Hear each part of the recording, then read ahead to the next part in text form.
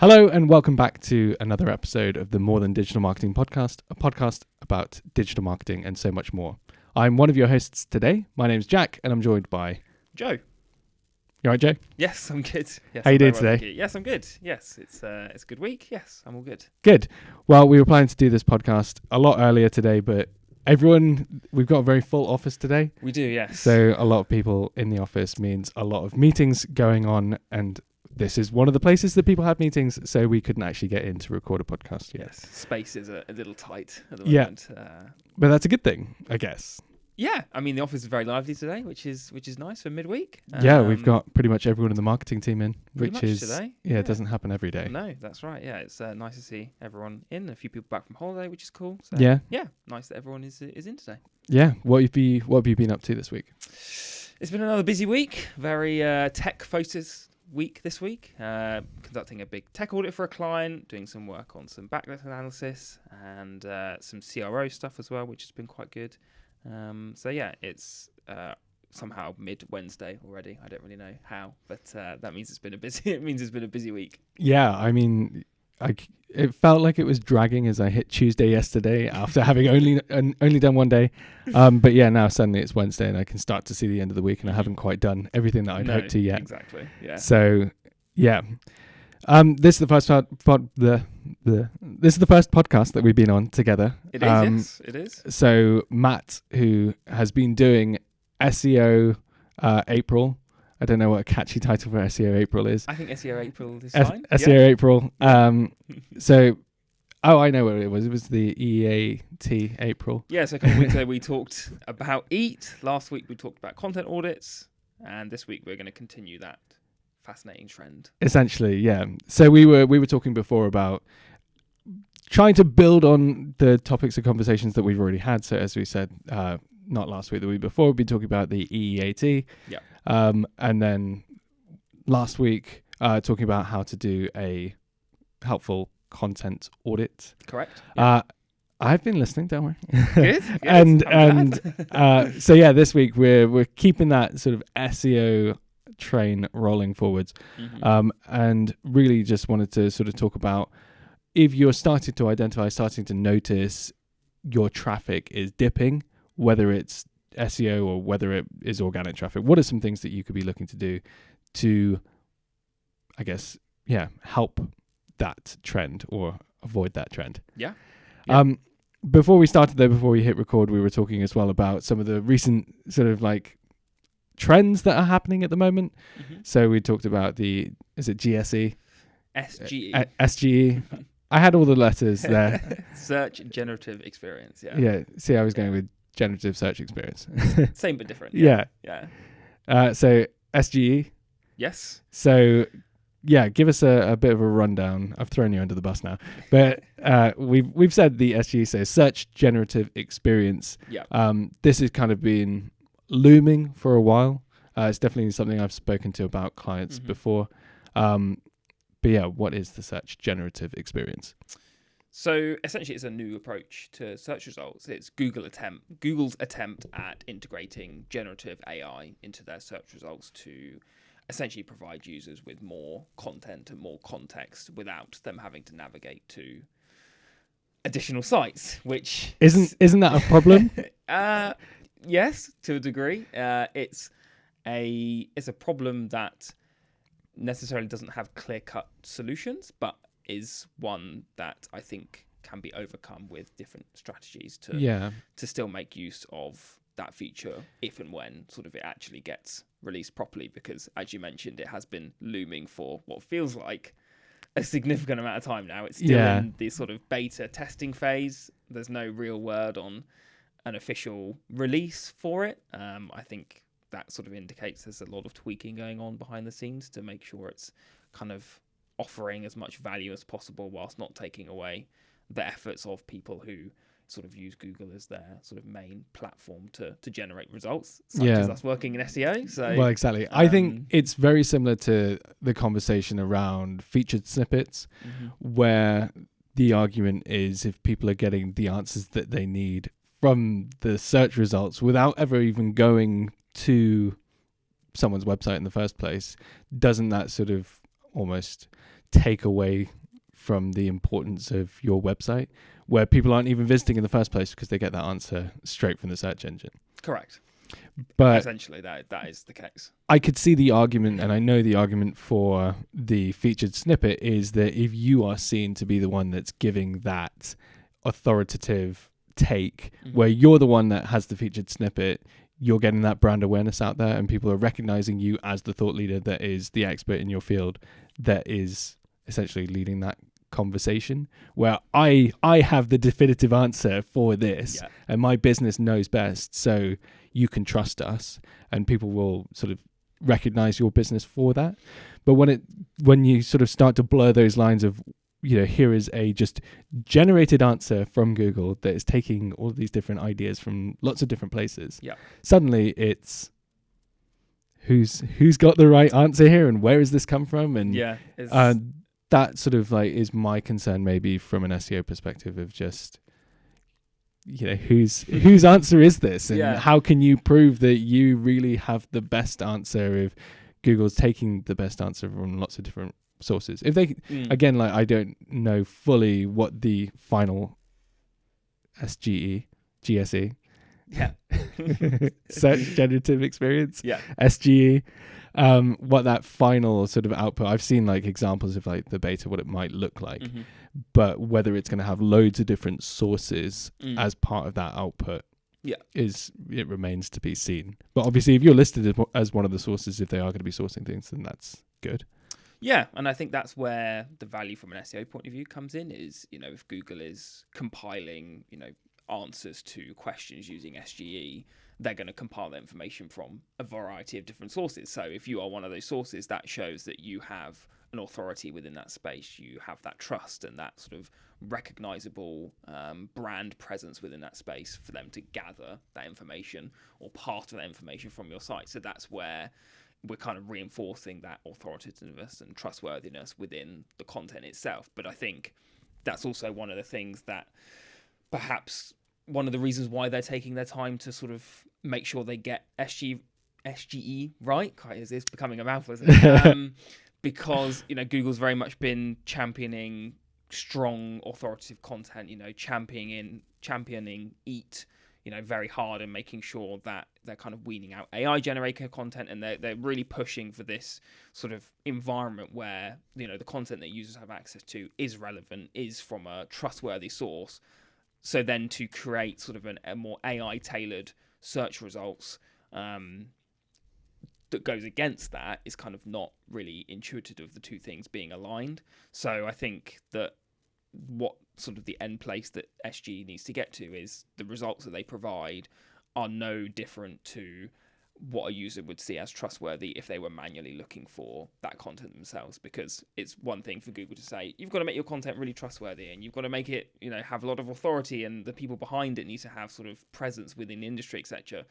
But then for them to chuck out a load of AI results that aren't necessarily following that same kind of process. So yeah, exactly. I think that's where how that is being worked out is going to be quite interesting to see, but there's definitely still value within that. And like you say, we've seen how feature snippets can be effective, and there is probably an argument to say that SG is potentially an enhancement of that, and it's still going to have, a positive effect. But there's also, on the flip side, where we can see potentially a lot of users just not bothering to click on websites when they don't need to.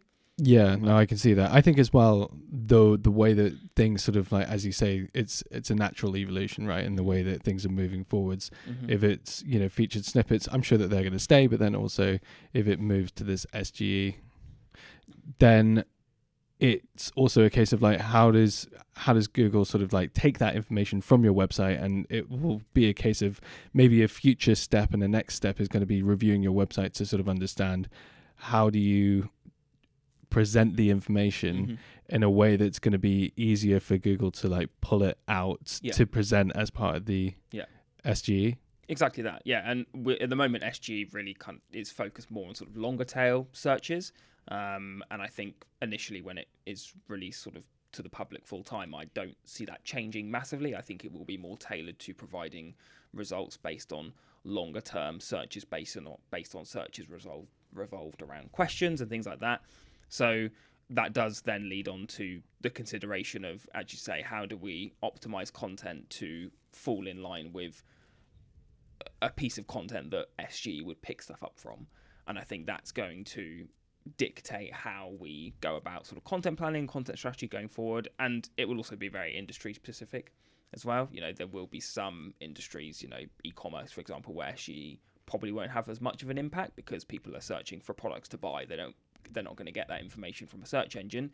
Obviously, there's Google Shopping. I'm aware of that, but it's, for people who are searching for the top 5 hikes in the Lake District, SG will present all those results, and then you can go, okay, great, I'll go on those hikes. You don't necessarily need to go through to the next stage. Whereas if you're purchasing a product or you're interested in a specific service, then navigating to a website is still going to be what you're looking for. So I think it's going to be very specific across various industries, and that's where the sort of difference in tailoring the content comes in. Yeah, I think that's a very interesting point, though, and I think it is going to be also just query led as well, that there are certain kinds of queries that are going to be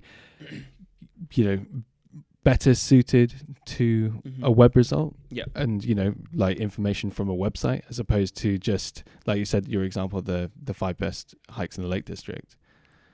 Like, for me personally, I probably want a bit more information than just a list. Not that was a bad example, but it's more, I guess, that like some people would want that, which is great, and then other people would want, like, give me the map, and I want to see some photos of the route and like all this sort of stuff. But if you're literally just like, just give me a postcode and I'm gonna go, then that's also fine. So like different horses for different courses, etc. Yes, exactly. Things like that. Yeah, exactly. And it'll be interesting to see how they develop that over time, and whether they implement a case where SG is applied to every single query. I can't personally see that being the case, but I think that's going to be interesting to see how, when it does, officially launch to sort of the public, how we're able to see, and actually how we're able to monitor sort of the impact of SG. And that's going to be another factor from a sort of marketing and SEO point of view, is how do we actually monitor our performance, in terms of considering how we're ranking for SG and how we're contributing to those AI sort of generated results. And I hope that Google provides some kind of source or resource to be able to do that. Wouldn't you? You would hope. So I think that's going to be interesting to understand that. Definitely. Different clients. I think, the way that Google tend to work is just, they do, slowly drip feed this information, but if it's a, big and sweeping change, they do signpost this stuff fairly well. But, again, it just, sometimes this stuff takes time, and they're sort of like figuring things out, and we have to sort of be there for the ride. Absolutely. So remains to be seen when SG will release, but it's definitely an interesting time, and something that even now I think we can start considering and sort of almost preempting what potentially we see is going to happen to get a jump on things. Definitely. That, I think, probably leads quite nicely into the main topic for today, which is, Google impacting on website traffic. There's the segue. I hope you enjoyed it. But as I said at the start of the episode, one of the things that we wanted to talk about today was what do you do if you notice that your traffic has dropped? Probably the first point to highlight is, how do you notice if your traffic has dropped? Because it's all well and good to say, I've seen that my traffic's down. How do I even see that in the first place? So I think we're just going to run through how do you identify any impacts to your traffic month to month, year to year, and then talk about some of the things that you can sort of dig into if you do notice. I mean, if you go follow those first steps and see everything's great, everything's going up, you can stop the episode here and you can just move on. If your traffic is in a positive direction, you can switch off and tune in next week. Exactly. But if you do look at, if you go and look in your data and you see actually things are not where I expected them to be, things are worse than I expected them to be, then we've got some ideas to talk about on next steps. Where do you go from here? So first things first, how do we check and see if our traffic's down? So we're specifically talking about organic traffic. But this is going to help across the board, looking to see if there are any other sort of areas that we are picking up. So whether it's the Search Console, whether it's different areas as well. So as I've already alluded to, one of the first places you can go to is the Google Search Console. It is, yeah. Fantastic tool that every single web professional should be using. Very easy to go in there and check kind of trends. Search Console data is usually a couple days behind, but other than that, it is extremely accurate in terms of tracking impressions and clicks to the site. So you'll be very easy to see trends of that dropping. And similar sort of tie into analytics is obviously the next kind of key tool that you can see across the board. You can track every conceivable metric you can think of pretty much these days in terms of traffic and organic traffic to your site. So if you're seeing drop-offs there, whether they are sharp sort of off a cliff drop-offs or incremental kind of over time, whether that be sort of weeks or months, you're seeing a general sort of decline in organic traffic, then that's something that you'll be very easy to kind of pick up from across those two platforms. And then sort of thirdly, I guess you can utilize sort of third-party tools, the likes of SEMrush and other kind of ranking tools that also have sort of traffic integration with those. Again, they potentially won't be as spot on accurate as Search Console and analytics, because that's sort of taking tracking directly from the site, but they're also fantastic indications of how the traffic is performing to your site overall, and you'll be able to, again, sort of fairly easily see any drops or any kind of decline over time, or sort of downward trends of organic traffic to your site. Yeah, I think so. There are tools like SEMrush is one. I always say Ahrefs or Ahrefs. Ahrefs, yeah. Ahrefs is another one. Got Moz, another tool that's very popular. I think they're all very similar. I don't know if there's something that you've sort of identified that would make one better than the other, but it tends to be. In my experience, they've all got reasons why they are better than the other, but in essence, they all have the same end goal and provide, pretty much the same sort of information, particularly when we're talking about tracking kind of traffic trends to your site. They're all sort of fairly similar in that regard, yeah. Yeah. Is there anyone that you would sort of go to first? I think personally I would start in analytics.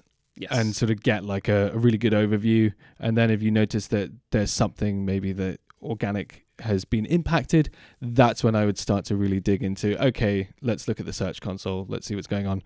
Obviously, there's also Bing Webmaster Tools, which is the Google versus Bing equivalent of the Search Console. Yeah. So have a look.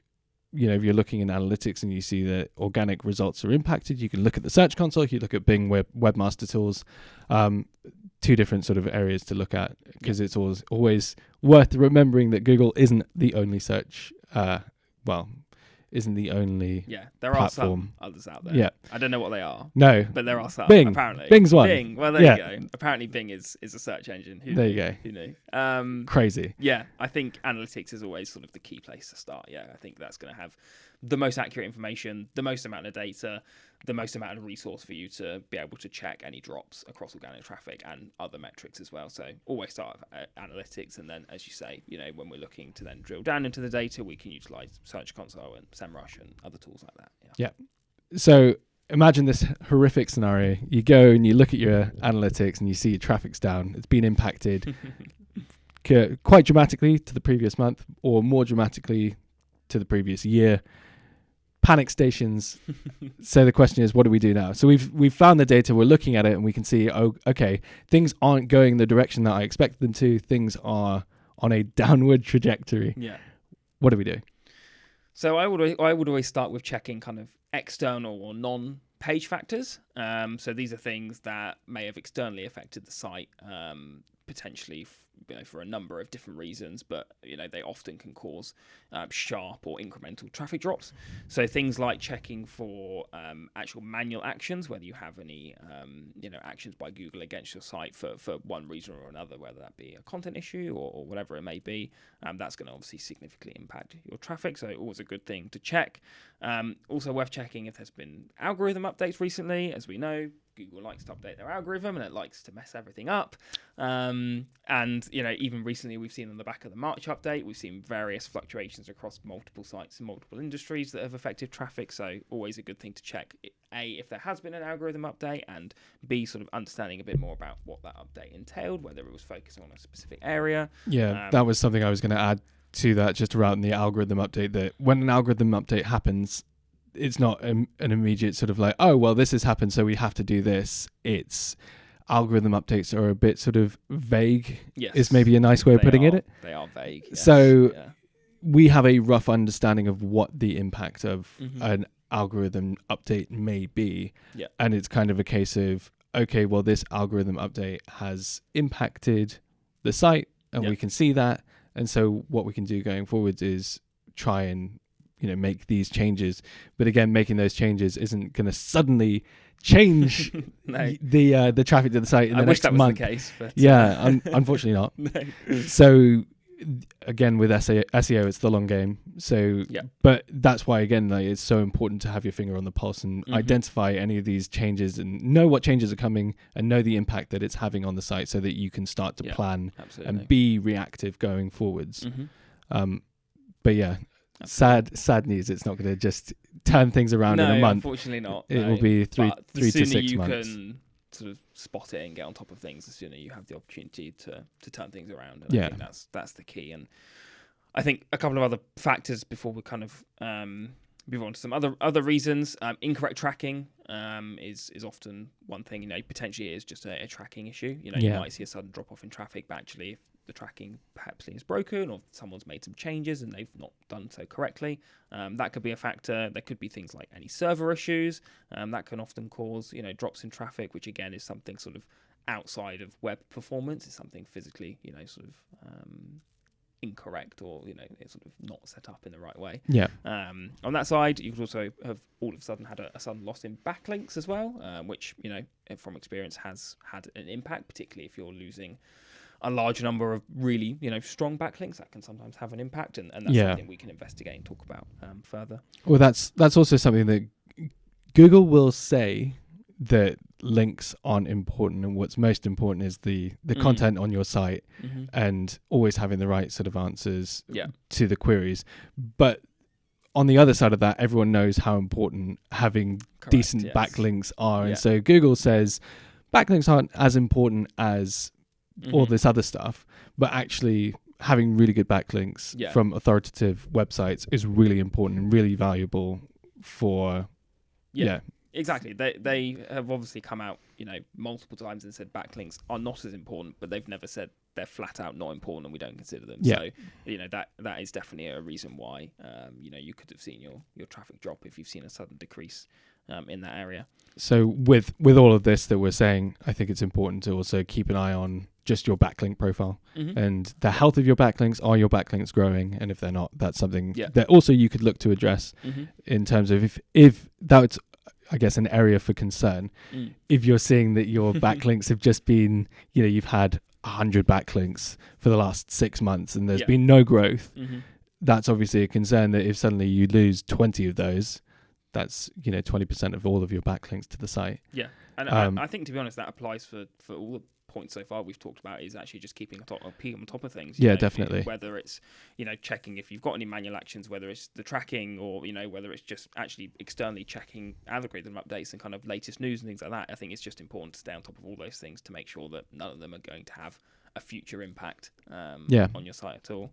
And then when we sort of talk about other potential factors, we're actually looking more on kind of internal stuff, so things that may have changed on the physical site itself. So potentially there's been URL changes that haven't been then redirected or set up correctly. Potentially, the sitemap could have been updated incorrectly to, not include, important URLs. Same with robots.txt. Someone might have accidentally put in, a rule that is therefore resulting in a negative impact on the site. Well, that happens, doesn't it? It does, yes. You what were some examples? We had Thornton's relatively recently. Yes, with their robots.txt telling robots to ignore all pages on the site. Yes, people like accidentally putting in a no index in the robots.txt, which is always great to see. So big websites, experts make mistakes.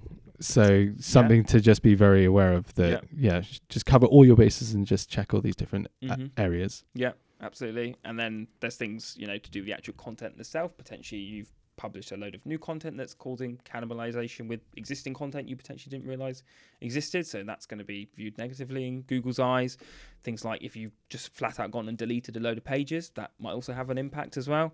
And then, going back to sort of URL changes and things like that, if there's a bunch of redirects that haven't been set up correctly, or, error coded pages, 404, things like that, that's also, all going to have an impact. And then we're just sort of looking at general sort of tech issues with the site that have cropped up or potentially have just sort of been building over time and haven't been picked up necessarily in sort of full sort of context, but are now starting to be sort of recognized by Google, and actually that's now having a negative impact, and as a result your traffic's going down. So I think one of the other things to sort of caveat as part of all of this is it might not necessarily be one solitary thing that's caused a drop in traffic. It may simply be sort of a lack of attention to your site over months or potentially even years that you haven't necessarily seen an impact in that time, but now all those sort of lack of changes or lack of kind of work put into the site has then sort of started to drop the traffic down. And that's sort of also something that is to be sort of very sort of aware of, is just kind of you may be seeing a result of just a lack of activity over sort of a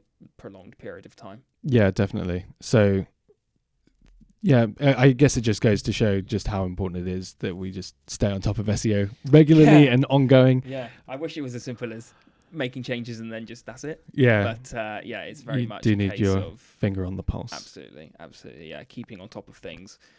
And I think it's sort of, as we've mentioned, SEO is, obviously a long-term process. It's something that doesn't happen overnight. So, the importance of maintaining the sort of quality and just in general, maintaining your site over time to prevent any kind of significant or gradual drops in traffic is just super important, because when we do see those drops, whether they be, very sudden or sort of over time, it's going to take time to get that back. It's not an overnight thing. So preventing that as much as possible by maintaining your site is super, super important. Yeah. I think the other thing to say is that there is no, nobody really knows the secret to ranking number one except us. We know. Yeah, we know. And that's what we're showing today. But if everyone did know that sort of like golden, formula, everyone would be ranking number one. Yeah. We do know best practice, and we do know like what's going to help. Absolutely. So yeah, all of these different things are, and certain sites, certain industries, certain things are going to have more weight than others.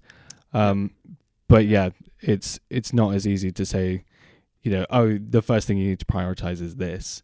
It's a case of all of these things are equally as important as each other. Certain things maybe have a bit more of a priority, like in terms of if your site is, broken, for example, it's not going to rank particularly well. So making sure that it's technically sound, it's, functioning as expected is really important. And then there are obviously a lot of like things that go alongside that. But that's why it's so important to just stay on top of these things, but also just do regular audits, reviews, make sure that you're crawling your website regularly, make sure that you're have a good understanding of like, how broken is your website at the moment. Yeah, exactly. Yeah. That helps. Yeah. I think a lot of times people may have the misconception of some of the SEO work that we do should only be done when you're looking to improve certain areas, or because you've seen, a drop, or because you've seen kind of a bit of sort of stagnant activity, but it's simply sort of not really the case at all.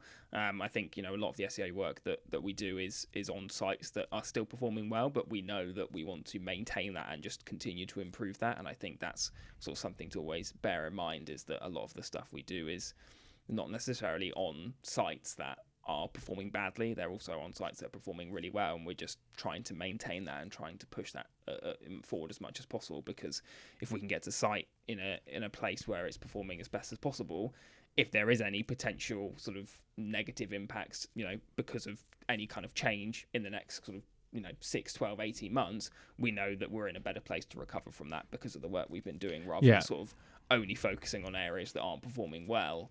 And then when it comes to, potentially a change in that same period, we see a larger drop off because of that. So it's all about kind of, staying on top of everything all at once. Yeah, I like that. Maintain and improve. Absolutely. And, there's an element of preventative measures being taken. Yeah.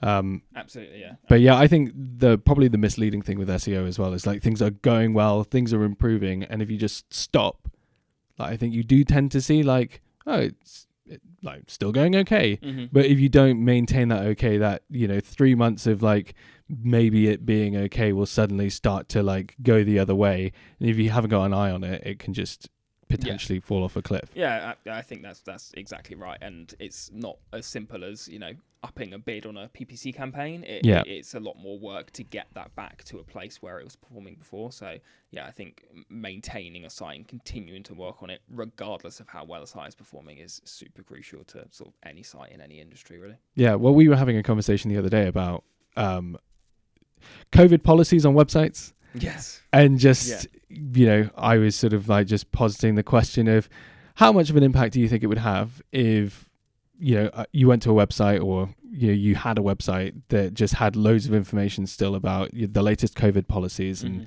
this is our social distancing measures and everything like that. Yeah. I think you made the really good point of how important it is to just keep your site up to date. Yeah. And so I think there are two angles to this. It's like, one, if you have all that information that's almost a red flag to Google that this site hasn't been updated in a while. Yeah. And Google wants to see the most sort of like, it wants to have up-to-date content ultimately in the search engine. Yeah. It's going to prioritize a page that has, that has up-to-date content versus one that's 5 years old. Yeah, absolutely. But, and then on the other side, it's, if alongside that you're updating lots of content, then maybe it wouldn't impact things as much. But still, how relevant is that page is a big question. Yeah, I think that's exactly right. Having sort of pages or content on that sort of topic that everyone knows is out of date, Google knows is out of date, you're essentially telling Google that content on my website is not up to date, which Google does not like. It's as simple as that, really. So, I think the impact of that would be mitigated if the rest of your site you're regularly updating and you're regularly kind of pushing new content out and optimizing in other areas from a tech point of view and off page, etc. So the effects of that would be minimal, but you would still essentially be saying that like I have content on my site that isn't up to date, and in certain industries Google may view out of date content as 2 weeks ago, in others it might be a year ago, but we're essentially telling Google that content on my site was relevant 3 years ago and it's not anymore, which it is only going to be viewed in a negative light. So I think the example of a site still having COVID-19 policy content on the site is a really great example of how Google might view out of date content, and it's always in a negative way. Even if you're seeing a page that you've had for the last 2 years that's still performing well, there will become a point where it becomes out of date and Google views it as not being as relevant as it could be, and you'll then start seeing a drop off. So that kind of resonates across all content on the site. And I guess that leads into that sort of idea of next steps. Where do we go from here? And with the lens of out of date COVID policies that are possibly lingering on your website, not to point any fingers, content audit is probably the best place to start. So you obviously talked about that last week. Yeah. How to do a content audit. So definitely start there. Yeah. Do you have any pages that are clearly out of date? Doesn't necessarily mean that traffic is going to be poor to those particular pages, but it's a really good place to start to say, oh, actually, this could probably use just, a quick once over to bring it to 2024 standards. And if that means removing it entirely, I wouldn't recommend that for a page that's performing well. But for a page that probably doesn't perform well, maybe it is time to remove that. Or alternatively, is there a way to bring it up to the standards of today to make it relevant and useful, to any sort of query that might come up at the moment? Yeah, definitely. Yeah, as you mentioned, kind of, a content audit is probably the best place to start when you're looking at kind of resolving any traffic drops outside of the external factors that we talked about. And I think, it might be even a case that you're with a business that over the last 5 years has, started to offer a bunch of new services, but then you have a load of content that doesn't mention those services or doesn't kind of refer back to them or include them. So, things like that, Google will consider and will say, okay, well, your business has moved on, but this content hasn't sort of moved along with it. So therefore it's clearly not as relevant as it could be. So we're going to place sort of a lower value on that page. And I think in doing a content audit, not only will you, hopefully try and resolve your traffic drop, but actually it's just a good thing to do, as we spoke about, in last week's episode. It's something that it should always be done on every website fairly regularly, just to maintain, the relevancy and the sort of how well written the content is, because that, is bound to change as well over time. So yeah, I think a content audit is always a good place to start. We do love a content audit here. Oh yeah. Well, it's just I think in terms of straightforward steps as well, you can sort of identify, like, your website, your business, and you kind of know like what is out of date and what, hopefully using the tools that we talked about before, if you're looking at analytics, if you're looking at the search console, you'll be able to identify what are the pages that are working for you and which ones aren't. Yeah. And that is like a really good, always be data led. Don't just sort of assume, that a certain page isn't actually performing well. Yeah. Like, use the data. The data's there. If you're using analytics, if you're using the search console, you are able to uncover, what pages people are visiting. Yeah. And then that will help to inform you, where to go from there. Yeah, absolutely. Cool. Well, I think that's probably going to wrap us up for this week, unless you have any closing thoughts.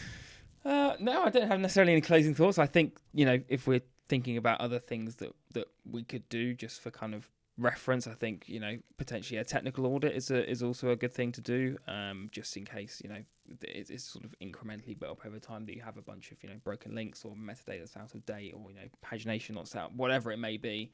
I'd love to personally do an entire episode on a technical audit. So if you'd also like to listen to that, tune in next week. Then, tune in, and I'm sure over the coming weeks I will talk about that. And if I do, the podcast will be significantly longer than this one. So fantastic. Someone will have to be here to keep me in check, because I could rattle on for ages about it. But great. That's a topic for another day. And then, making sure like all the tracking is set up correctly. We spoke about how that could be an factor before. So just making sure that's all obviously correctly implemented.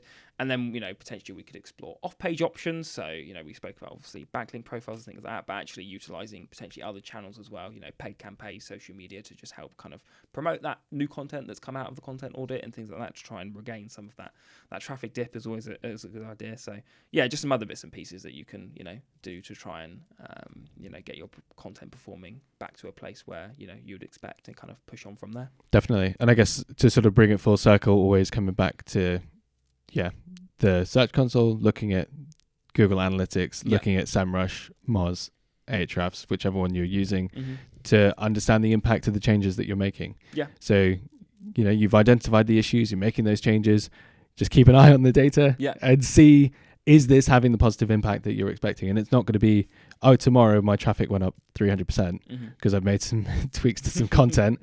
But in 2 months' time, 3 months' time, 6 months' time, you should start to see that impact. And as you continue to make incremental improvements day to day, in those coming months, you will start to see positive results. Yeah, it absolutely starts and ends with monitoring data. I can't stress how important that is, across the board, regardless of if your site's performing well, if it's performing badly, if a bunch of changes need doing, if you feel like nothing needs doing, which, shouldn't be the case. But monitoring data, across the board, across multiple sources is absolutely crucial to any kind of marketing professional for any site. Definitely. So yeah, I'd love to throw the question out to anyone listening. If you want to get in touch with us, just how would you go about any of this? We'd love to hear just general, if you've taken any of these ideas, if you tried to run with them, if you've got any questions of how to actually implement this stuff, you can contact us at podcast@optixsolutions.co.uk. It'd be great to hear from you. If you want some assistance or help, you can always reach out to us, and we'll be able to give you a bit of guidance if that's something you need as well. But yeah, thank you very much, Joe, for joining today. Thank you for having me. Yeah, and it's been fun as always. Yeah, well, I'm sure it's not the last time. I hope not. No, right, great. Thank you so much, and have a great week. Thank you. And have a great weekend. Thanks, everyone. Bye. Cheers.